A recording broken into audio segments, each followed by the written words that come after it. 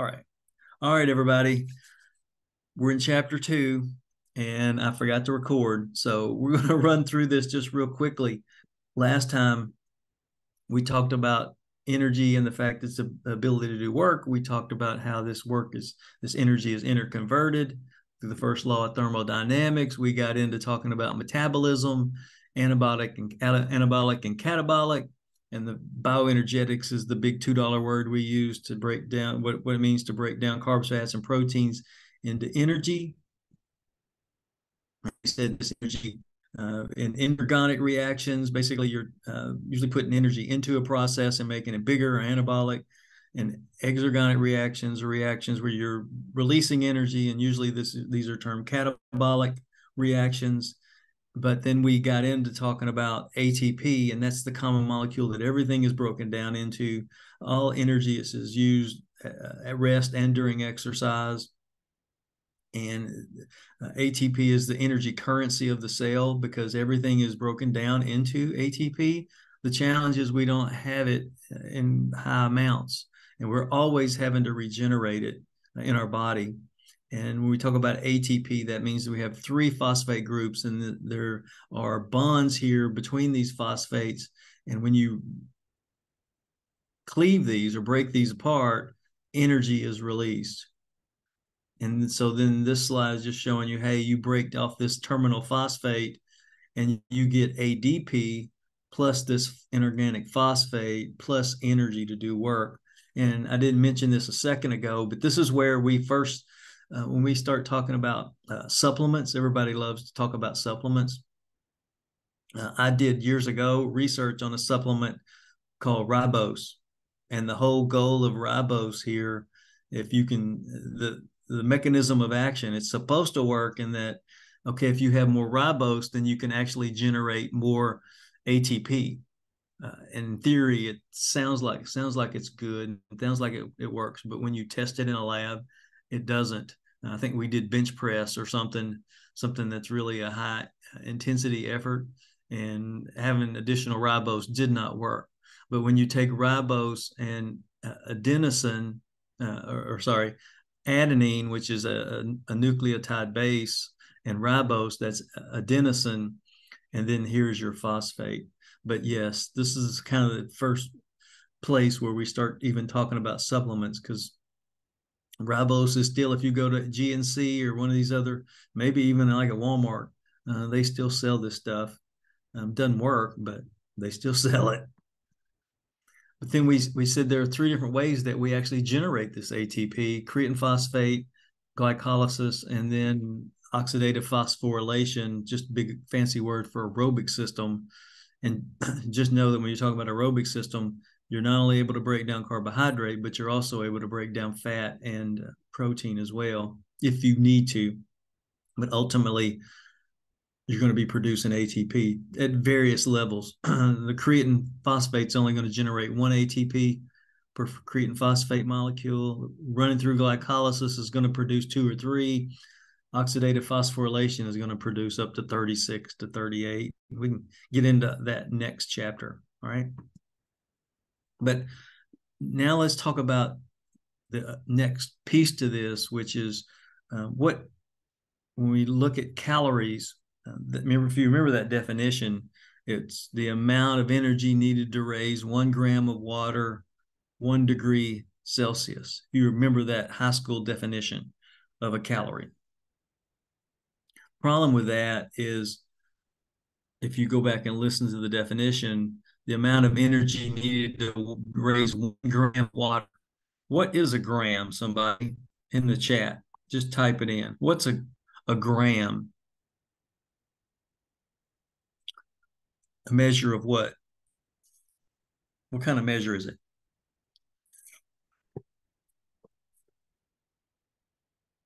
Yeah, it's weight. And how much is a gram? I don't know that I have. Usually in class, I'll be able to find one, and I'll pull, it's basically a paper clip.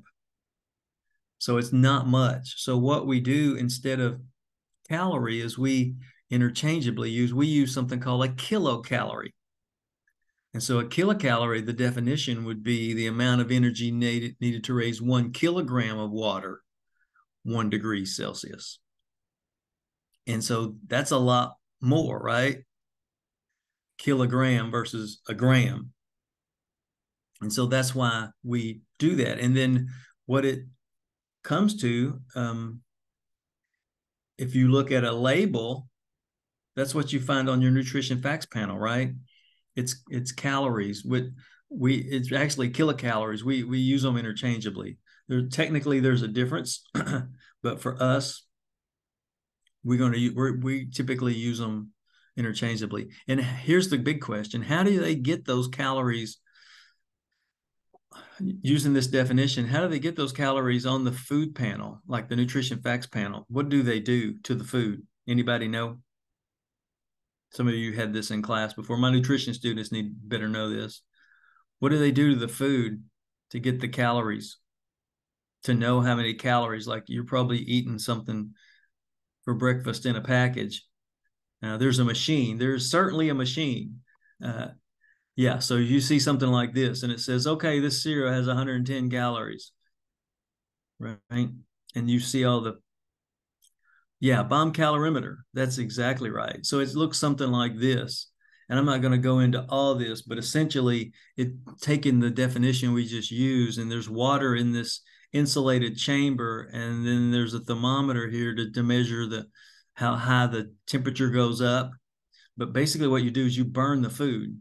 They burn it, heat is given off directly, and it raises the temperature of the water, and you're able to measure the difference. Okay, that's direct. And so when you measure calories, that's termed calorimetry, or a device used to measure calories. It would be a calorimeter, if that makes sense. So this is a bomb calorimeter. Okay, but it's different in that this is used to measure energy directly because it's measuring the heat that's produced. Does that make sense? Everybody in the chat type yes. Does that make sense? It's direct calorimetry because it's giving off heat. And that's how we determine the food. Somewhere in a lab, there are nutrition food scientists that's what they do is they're burning food, over there at Post or whatever the big, you know, General Mills or whatever the company is, to determine the calories in the foods we eat. And this is what it tends to look like. This is not exact. This is in your book. We tend to think of carbohydrates as 4 calories per gram. Well, maybe it's not exactly 4 calories. Fats, 9 calories per gram. Protein, 4. It's a little different, but it's close enough. And that's what we use. We use 4, 9, and 4, right? Even though there's a little technical difference there. All right. And so we can actually do this in high-end research institutions on humans where we put them in a room. It's called a room calorimeter, and they can just freely live. And as they give off heat, because we do give off heat, we just mentioned that earlier, when we do give off heat, there's like a similar thing where there's water around this room and we can detect that. But it's not very practical, and it's very expensive to have these rooms. And I think I have a couple examples. Here you go. Here's this guy. He's on a Monarch bike and these rooms are pretty small in most cases because they're so expensive to create. And this is an old picture of a room calorimeter. But the idea is the same. It's direct calorimetry because you're giving off heat. You're able to detect the heat that's given off as this guy's on the exercise bike or just walking around or hanging out in that room. Again, these are mainly seen at big research institutions.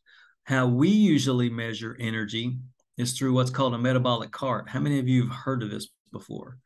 This is called indirect calorimetry. And this is kind of the gold standard for us in most like exercise labs, nutrition labs, is we don't measure the heat that's released directly, but we measure the oxygen and the gas that's used, and we indirectly measure. So because there's a relationship between the amount of oxygen that you consume and the calories you expend. So 1 liter of oxygen is about 5 calories. So if you're, say you're using a quarter of a liter, like 0.25 liters, then you're probably burning, say, a calorie a minute, which is really what we do. And I should have asked that question. At rest right now, it's scary, but you're probably only burning about a calorie a minute. And I've got some data. I don't think I'll show the data today. You can watch that video on the data in Blackboard because it's probably going to be hard to see. It's better on a big projector and screen, but basically showing this, I've got this 205-pound fella who wanted to get metabolically tested, and he was training for a bodybuilding show, and he weighs 205 pounds, and he was only burning like 1.3 calories a minute or something, as big as he was. You just don't burn that many calories. And you could do the math on that. If you burn a calorie a minute for an hour over 24 hours, that's what we call our metabolic rate. That's like the baseline level. We'll come back to that, but the device is called an indirect calorimeter because you're measuring the gas exchange. And here's an example of that. Different headsets to do this with. This is the Frankenstein headset where you have to have the nose clip. But essentially, that's what you're doing. It's measuring the gas, carbon, is measuring the oxygen that you're consuming and the carbon dioxide you're producing. And this device is able to tell you how many calories you're burning. Not only that, but what percent of calories are coming from carbohydrate and what percent of calories are coming from fat. It's a pretty neat little device. But they're expensive. Like even years ago, this device, which I think this company's out of business now, but it was like 25,000. This was back, 2005, 2010. I mean, this was like a $25,000, $30,000 piece. I know in the exercise science lab, they've got a couple of these. I think they used to have an old one of these. It's probably not working anymore. But then they have a SensorMedics card, I think. I don't know if anybody know, been in the lab over there? Is the SensorMedics card working? Bottom line is it's even expensive, more expensive. I'm guessing that's probably closer to 80,000 with all the bells and whistles. And you can even get like a tests. You can get like a canopy and put over, and this is an old card, but you can see how there's a canopy over this fella because the head, wearing that headpiece can get cumbersome. And for people get claustrophobic. And usually if you were doing a resting test, you would do this for, at least 30 minutes, because the first few minutes you're not comfortable being on the cart. And then as you usually will just take out the last 5 minutes. And if you're doing research, you could even stay longer than that. Here's me, just an example, back in the day, walking somebody and then having them run. And you can see these hoses are pretty big here with this older piece. If you go into the lab and look at the SensorMedics card, probably in exercise science, sports science, you probably are seeing smaller hoses. That just means more money. Everything's a little smaller, but you're able to do this walking, running, bike. I've done, elliptical, you name it, you can do tests. But that's the whole idea, is to measure how many calories you're burning, but you're doing it indirectly from how much oxygen is used through gas exchange, not how much heat's given off. Okay. Yeah, so there are portable devices now. Again, this is an older picture, but some of these portable devices are pretty expensive as well, but it's nice to be able to do hands-on activities like rollerblading. I'm here in California. I see all kinds of people out on the trail here. They're I don't see as many rollerbladers, but I see all kinds of scooters, and e-bikes here are ridiculously popular. But you could hook somebody up on one of those just to see how many. That'd be curious to see how many actually calories they're burning on an e-bike. Not many, for sure. And then you can do this, like I think the Conway Regional has one of these. We have one of these in our nutrition assessment lab. This is called a med gym. This device will give you resting energy expenditure, but that's about it. You can't test during exercise or any of that, but it basically looks like this, and it's not that exciting. In my classes, sometimes I'll do one of these tests, but it's not that exciting because all you're going to do is you've got a mouthpiece and a nose clip, and you just basically breathe into this thing for about 5 minutes, and it's going to spit a number out here and tell you how many liters of oxygen you're burning or using, and then you can tell how many calories you're burning. Not that exciting. But again, this is all indirect calorimetry. Now, so I wanted the big takeaway there is understand the difference in, the definition of a calorie and how we measure calories in foods. We do that directly through a bomb calorimeter. But then for us, a more practical way that we measure calories is in a lab with a metabolic cart. And it's indirect calorimetry and measuring the heat that's released. And why are calories so important? Well, you've got to have proper intake of calories. If an athlete's eating too many calories, they're going to gain weight and their performance is going to suffer. If they're eating too few calories, guess what? Their performance is going to suffer there as well, right? Because they're not getting in what they need. So eat enough to maintain body composition and body weight. Usually what we say, and we'll talk about this in the body composition chapter later in the semester, but essentially you want to have all your weight loss done prior to the start of the season. You don't want to be trying to lose weight in season. It's just going to be extremely difficult to do. You want to eat enough to maintain your weight, and that's going to provide for the best performance. And how many calories an athlete needs just really depends on, the training cycle, how much training they're doing. Are they injured? Are they young? If they're teenagers and they're growing, they're going to need more calories. And then, the negative impacts long term, if you're not taking in enough, can be things like decreases in muscle mass, strength and endurance, compromised immune function, okay, nutrient deficiencies. There's a whole host of things that can go downhill for you if you're not eating enough. Okay. Everybody good with that? And then when we look at total energy expenditure, there's a number of things that can affect the total energy expenditure. Gender is going to do that. Males tend to be bigger and have more muscle mass. That's the whole thing, right? Everybody wants more muscle mass. And it makes sense because the more muscle you have, the more calories are going to be burned. And oftentimes those excess calories will be burned. We'll use fat for that.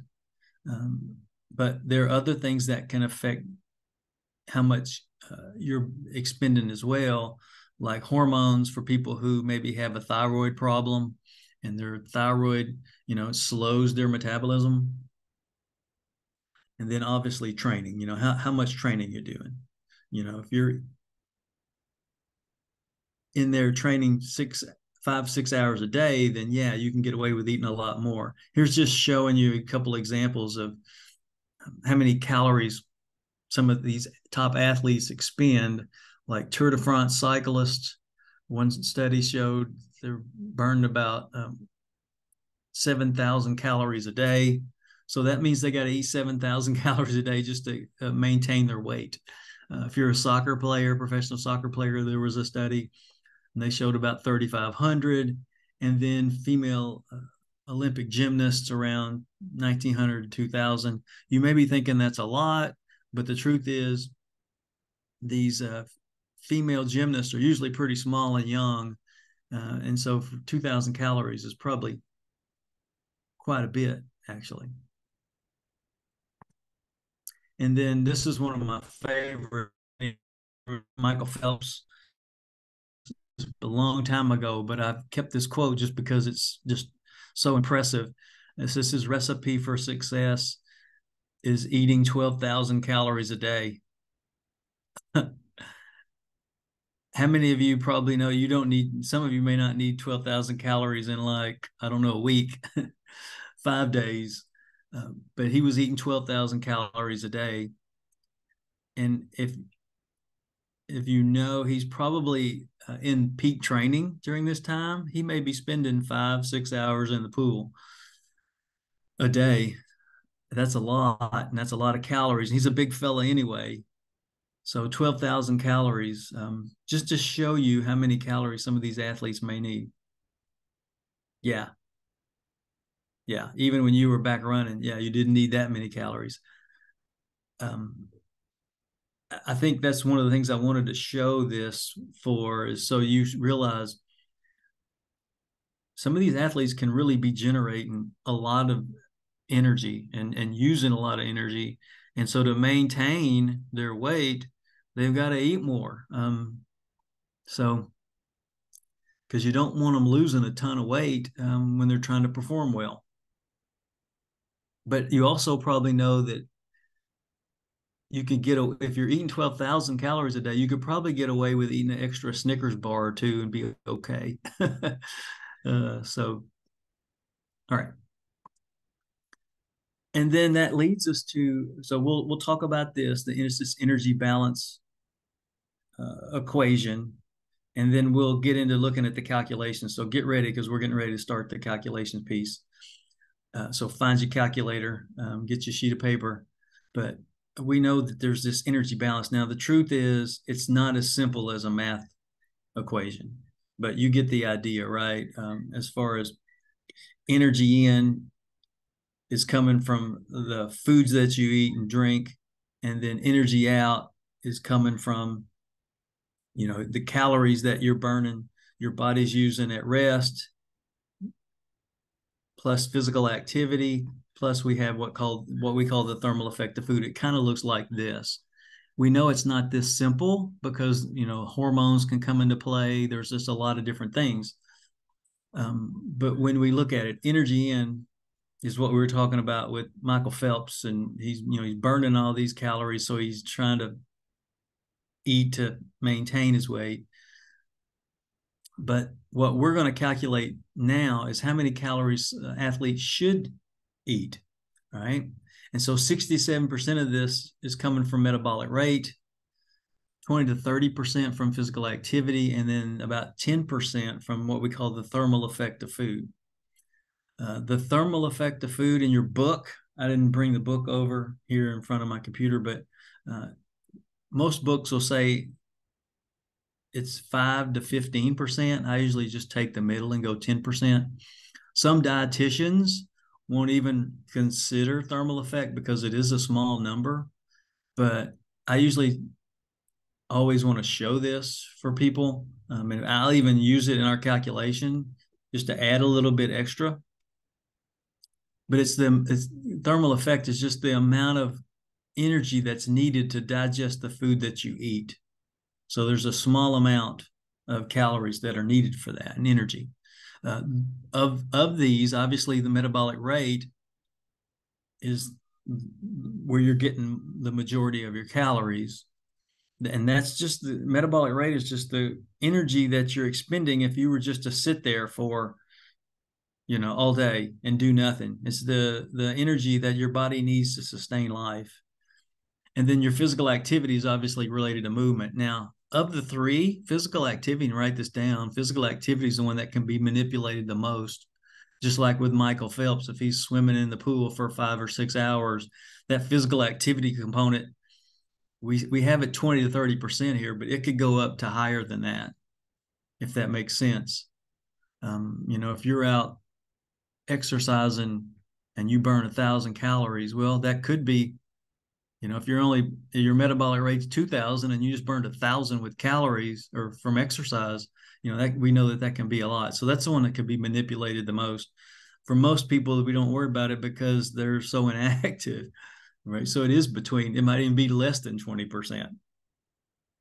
So that's the idea behind this. Everybody okay with this energy balance equation? And then, there are a number of different ways that we can calculate energy expenditure. And there are a bunch of different equations in your book. I don't know what page it's on. I'm going to stop sharing and see if I can find this other screen to share. So there are 3 components. And so let me go ahead and see if I can find this real quick. This is what your assignment looks like.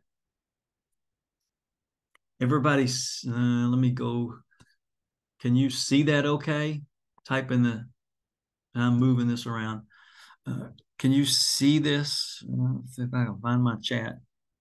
You can see it? Yes. Okay. So the first part of this, and we can do this together, is so the 2 equations I like to use are the Harris-Benedict and the Cunningham equation. These 2 equations, the Harris-Benedict equation is one where you have your age, you have your weight, you have your height, and you plug that in. The thing that's different with the Cunningham is that the only time you can use the Cunningham equation is if you know someone's percent body fat. Okay.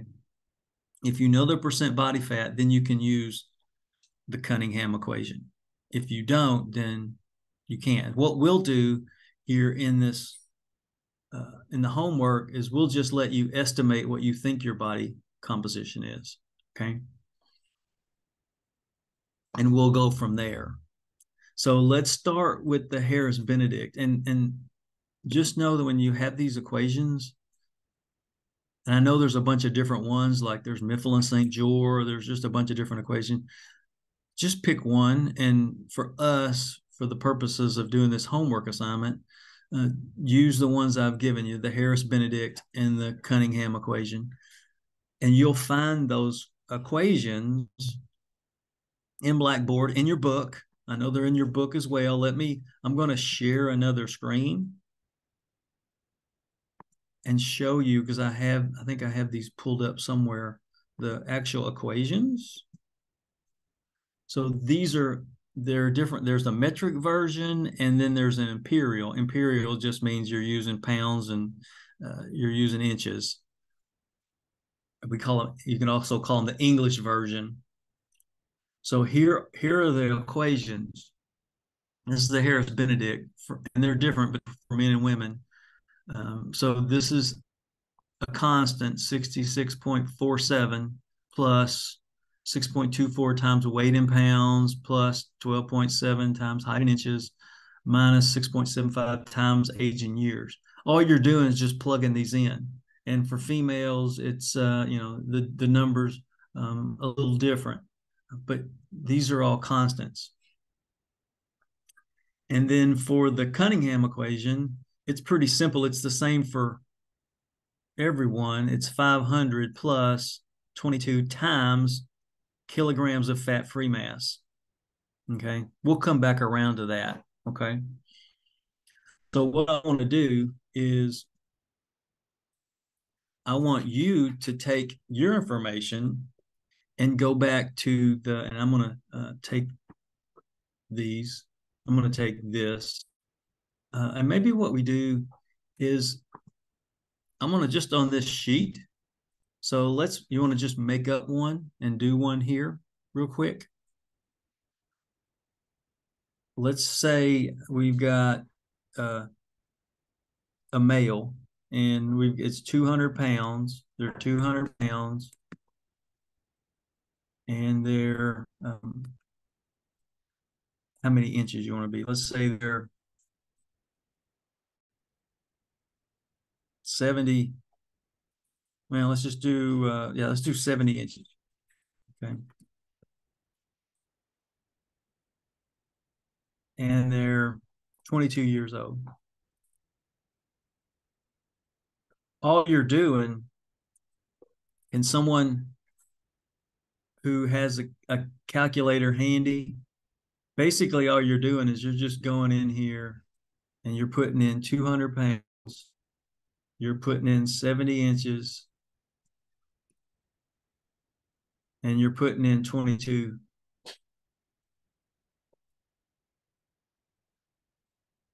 And that's gonna, and so someone do this math and just give me the number there in the chat.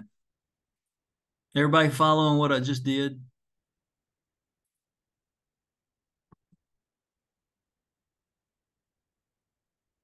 Yes, no. So 2,500, yeah, 54.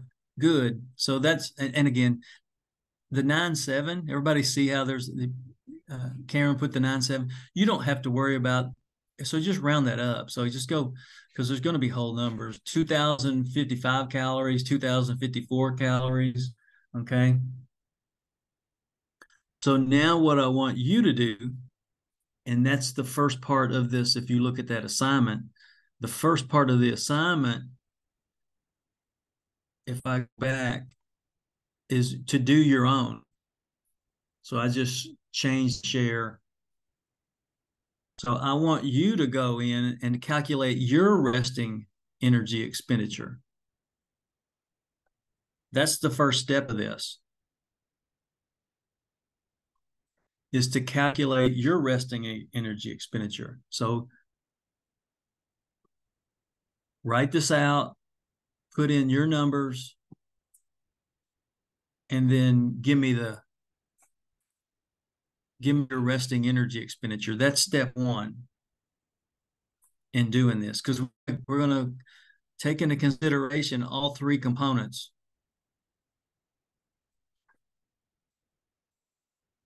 Does that make sense?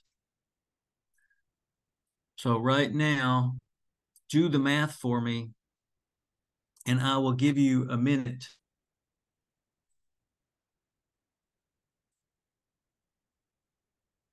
to do that calculation. Okay.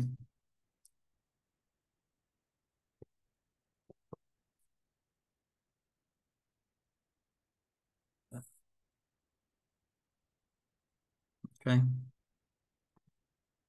How we doing? Everybody at least see how to do this. You're basically just taking the equation and plugging in your numbers.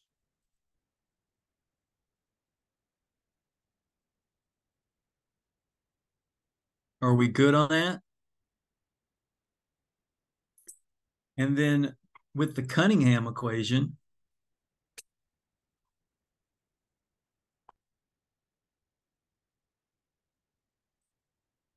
I'm going to move this over. I don't know if you can tell that I'm moving it, but so I can just type right in here.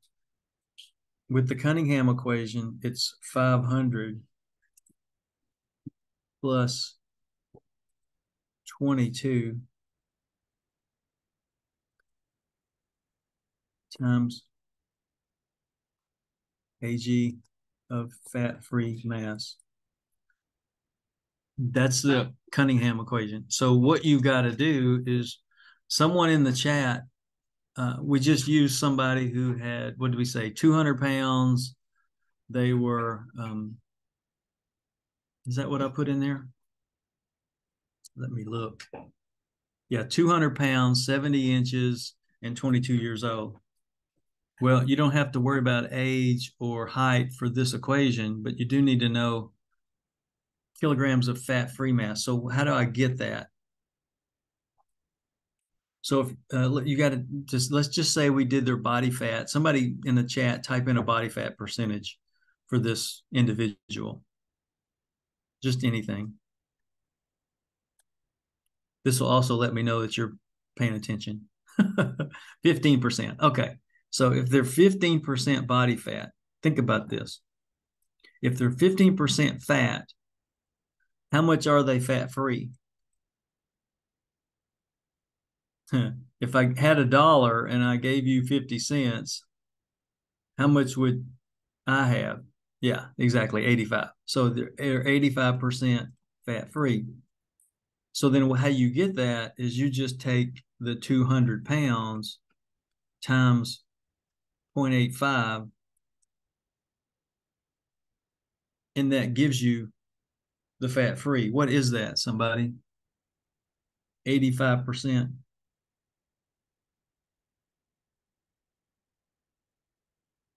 170. Okay, but we're not done yet, though, are we? 170 pounds, but we've got to get that because it wants it in kilograms. It wants it in kilograms, so you've got to divide that by what? 2.2 to get it in kilograms. So 170 divided by 2.2, somebody help me out. 77. Okay, so that's 77 kilograms. So that would be 77 here. So I'm just going to move that and go 77. So somebody so 77, I should have brought my calculator. 77 times 22, what is that? Let me see. Because I just pulled my phone over. 77 times 22, that's 16. Yeah, 1700. You want to call it that. I like that. So I'm just going to do this. So that's 1700 plus, plus 500 equals 2200. Oops. Is that right?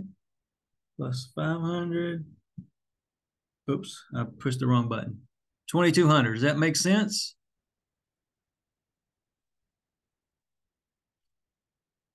And if you look, if I scroll back up, what did we end up with using the other calculation? Oh, look at that, 2194. Is that right? Oh, or was it 2000? What? Yeah, so the other way we got like about 2100, and here we got 2200. That's about as close as you're going. Yeah, that's about as close as you're going to get. So this first part, if you're following me, is to do your own, come up with your own weight, estimate your own body fat. It doesn't have to be, if you just went to the gym and got it tested, that's fine. You can use that. If you don't, that's okay. Just make it up. But you're just looking for the energy expenditure, the resting energy expenditure. Remember what this is in. This is part one, right? Because we're not done yet. So then you take this down here, and let's say, what do we get? Let's say with the Harris Benedict, we came up with 2100, and with the Cunningham, we came up with 2200. Okay, so they're all a little different, and that's okay. That's not 100 calories. Trust me, that's a bite off a Snickers bar, right? So then the next piece to this is you're going to factor in activity, and you're going to factor in the thermal effect of food. And here's how you do that. Okay, in the book and in the slides, we have what we call activity factors. And there a hand. I don't think I had this handout pulled up, but basically, I'll just type it in. So the activity factor ranges from 1.2, which is like super sedentary, all the way up to like 2.0, super active.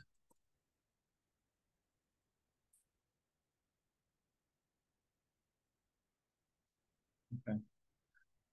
And it's your job to estimate where you think this athlete falls or this active individual falls. We didn't really talk about what this individual or athlete, let's just say that our 200-pound individual is just a recreational lifter. let's just say they go to the gym 3 days a week to lift. What would that look like? What activity factor would you give them? Somebody just type in the chat. What activity factor would you give them? They probably wouldn't be sedentary. They probably wouldn't be 1.2, but they wouldn't be 2 either. What would you say? 1.6, maybe. That even might be a little high, to be honest. Yeah, I would be more like 1.4, 1.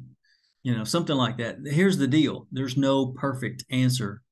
And especially for your assignment, as long as you're using the right math and doing that, because on a test, and there won't be any equations on a test. On this first one, there will in the second, but I'll always give you the numbers I want you to use. I will say, this individual has an activity factor of this. That way, because on a test, you've got to A, B, C, or D, right? You got to get the right answer. So I'm going to give you all the information, and I'll give you the equation as well. So let's say that's 1.4. So let's say activity factor of 1.4. Okay, so we'll just put it here. 1.4 activity factor. But the way this works is it's very simple. You just multiply 2100 times 1.4. And that factors in your activity. So you're going to take 2100 times, and you're going to take 2200 for the Cunningham. Does that make sense? So if I do the math, I try to pull out my calculator here. 2100 times 1.4, that's 2900. Is that what y'all got? 2900. Did you get that? 2200 times 1.4. That's 3080. So 3080. Oops. Everybody following this? So then here's the mistake a lot of people make. This factors in your activity. So we just calculated metabolic rate. That's step one. We've just factored in activity. That's step two at 2900. Now we have to add in the thermal effect of food, which is like 10%. So it's 10% above metabolic rate. Okay. So what you do then is you take the metabolic rate times 0.1, and that's pretty easy because you basically are just going to round 1 decimal over, and that's going to be 210 calories. Everybody following that? And then I go 2200 times 0.1, and that's going to equal 220, right? But then I just add these up. So 2900 plus 210 is 3000, and I'll just put it underneath here, 3110 calories. And I'll say total calories.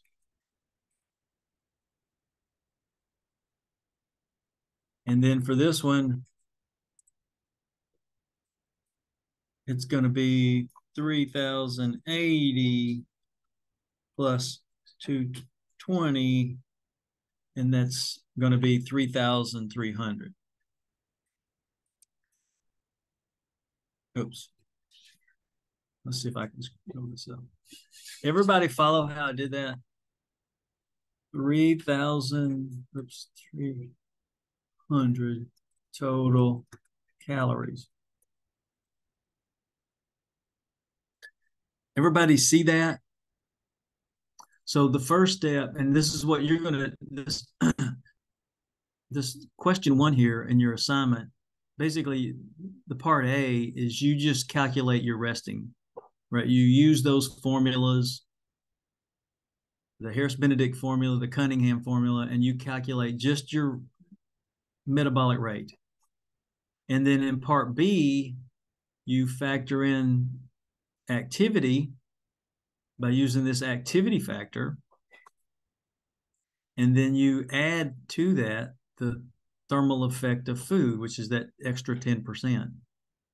So you just take your metabolic rate times your activity factor. That gives you this bigger number. And then you, with this bigger number, you then add in 10% above metabolic rate, and that gives you your 210 calories here. But it may be different for you, right? Because this, again, this is, you're using your own numbers. And I do want you to use both formulas. So you should be getting, see how we did this? It's somewhat close, within a couple hundred calories.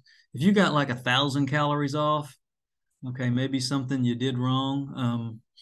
Or maybe your percent body fat's not right, and that maybe made a big difference in the two numbers. But ultimately, that's what you should be doing. And then the second part of this is really putting you to the test, because I give you athletes. So the first one is a football lineman. The second one is a gal doing spin class a couple days a week. And then the third one is a marathoner. And your goal is to do the total energy expenditure. Now, what some people do, the mistake they make, is they only do the metabolic rate. You have to do all three parts, right? You've got to calculate the metabolic rate, you got to factor in activity, and then you have to add in the thermal effect of food for all of these. And again, all of this is in Blackboard. I'll walk you through this. Try to work through these examples. And then the last question just relates more just to basic nutrition. But once you get the calories, I ask you, okay, what if 45 to 65% of those calories are coming from carbohydrate? How many grams? You know, what would 60% of that look like? So let's say we'll just use one of these up above. So like in this one, we came up with what, 3110 and 3300.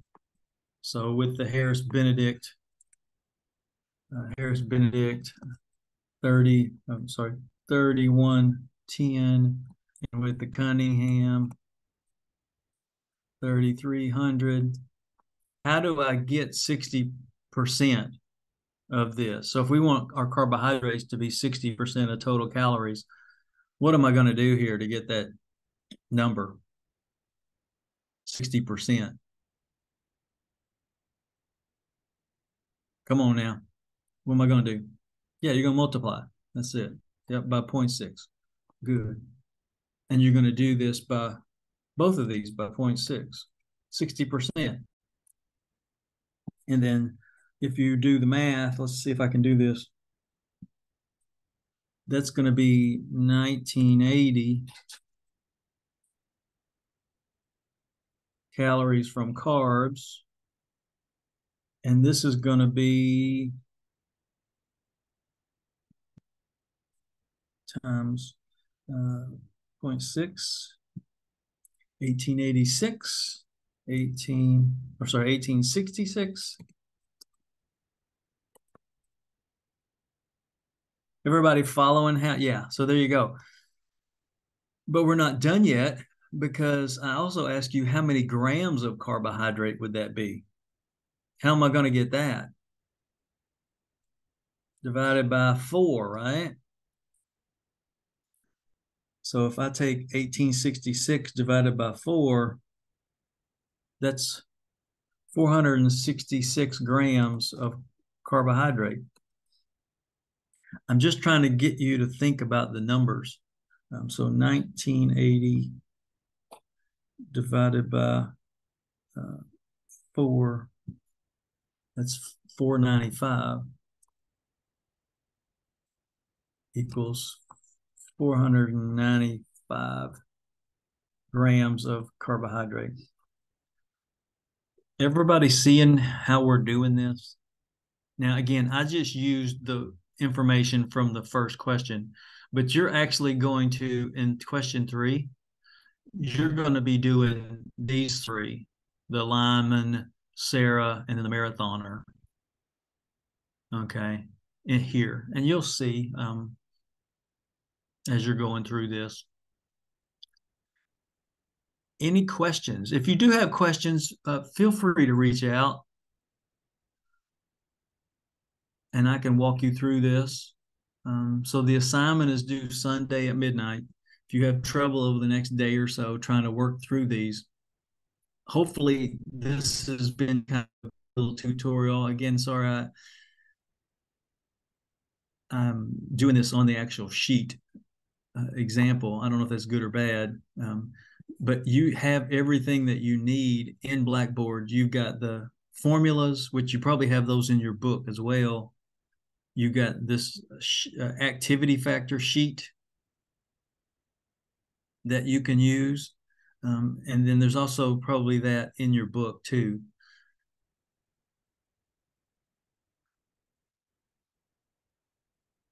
What do you think?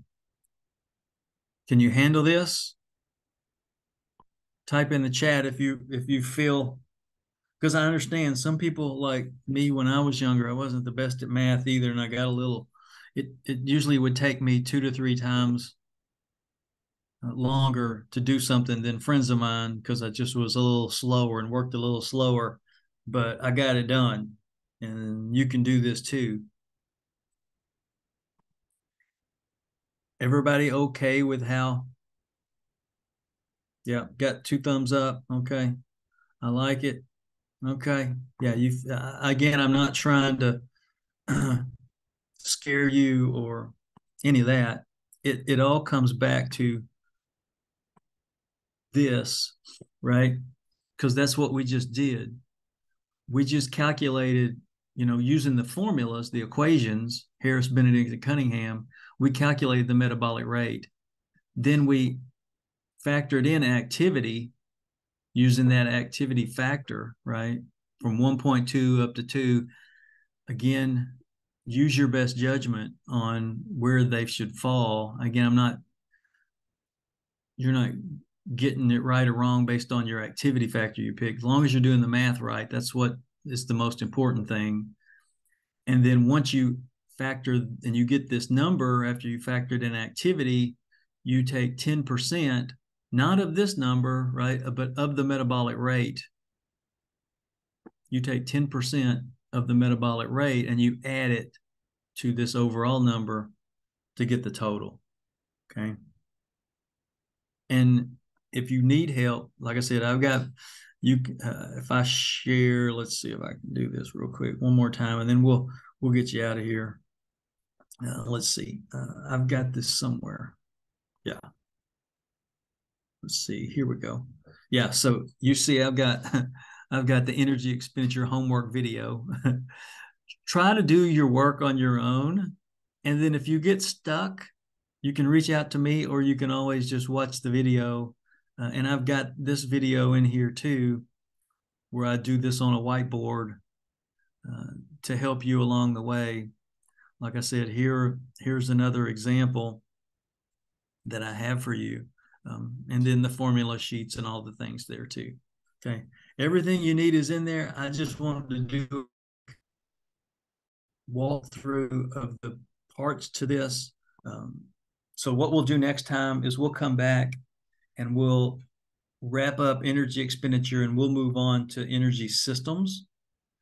And this is where it starts to get fun but understanding the calculations is important. And this is how sports dietitians do it when they're working with people, is they will first assess the needs of the client and say, okay, how many calories do they need? That's one of the first things we look at.